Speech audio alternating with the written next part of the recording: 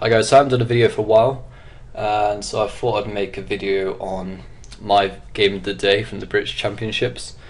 And this one we have Simon Williams playing white against Richard Weaving playing black, and this is in round 2. And Simon played with started with d4, knight f6, c4, e6, knight f3. And okay, so Simon decides to play knight f3 against a Nimzo here. He can play knight c3, which is also a very popular move, and then after bishop b4 there's a couple of choices that white can play here. Personally, I don't really like playing against the Nimzo with bishop b4. I prefer to play knight f3 myself, just because in the Nimzo tends to, a lot of pieces come off in a lot of the lines, and I just find it very drawish.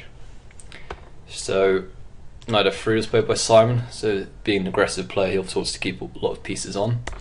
d5, knight c3, d takes c4, e4.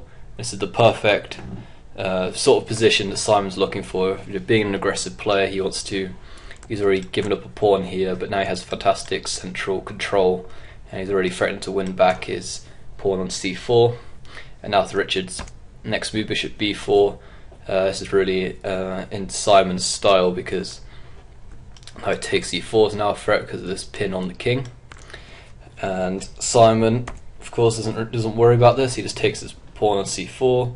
Richard takes an e4, and now Simon just completely ignores the knight on c3 and just castles kingside here. It's a great attacking flair. Richard takes, pawn takes, and now bishop back to e7. So Richard decides not to take the bishop. It does look very dangerous to take on, the pawn. It does look very dangerous to take on c3. Just something like rook b1. There's a possibility here, getting out of the way of being attacked by the bishop, and now b7 pawn is under possible threat, which could make this bishop hard to develop in the future. And bishop a3 is going to be annoying, trying to stop black from castling, and if black does castle here, then this bishop's gonna, it could be getting easily trapped here. The only escapes for the bishop so far is going back to a5, and Simon has all sorts of moves here. You can go queen d3 or queen b3. You can even play bishop a3 first, attack the rook. So I really do like Simon's position here, and I don't think this is definitely what Richard wants to do. So bishop e7 is definitely a safer option, and black is still a pawn up anyway in this position. So Simon continues with his attack, knight e5, castles, queen g4. So really aggressive stuff from Simon, who's now going to try to put his bishop on h6, and maybe threatening checkmate on g7. Knight d7 from Richard. He wants to try exchange as much pieces off as possible. Rook e1, knight f6, queen back to g3, knight d5, bishop h6. So of course the bishop cannot be taken because of the pin, and now queen takes g7 is checkmate, so bishop f6 makes a lot of sense. Rook e4. So I really like rook e4. It prepares for the rook to come over to the king side, to g4, and put more pressure on g7, but also this the rook on a1 can also come and double up on the e file and add extra pressure to black's position. So the real problem that black has in this position is his dark square bishop. He doesn't have an easy way or a quick way to get it into the game to try to swap off some pieces. And because his bishop can't get out into the game, then his rook is also pretty passive in the corner here. So all black's pieces aren't really doing too much, whereas white's are ready to come over to the king side. Simon could also drop his bishop back to d3, aiming at the king as well. Okay, so knight e7. So a good move by Richard. He wants to play his knight into f4, where he's going to be forking both the queen and the bishop. So bishop goes back to f4, knight f5, queen d3, knight d6, rook e3. So now Richard's managed to swap off one of the pieces, the bishop.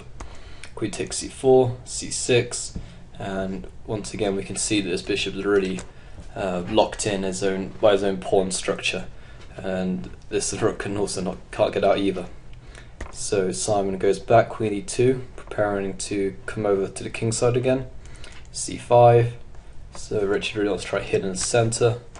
d takes c5, queen d5, knight g4, It's a really nice move from Simon.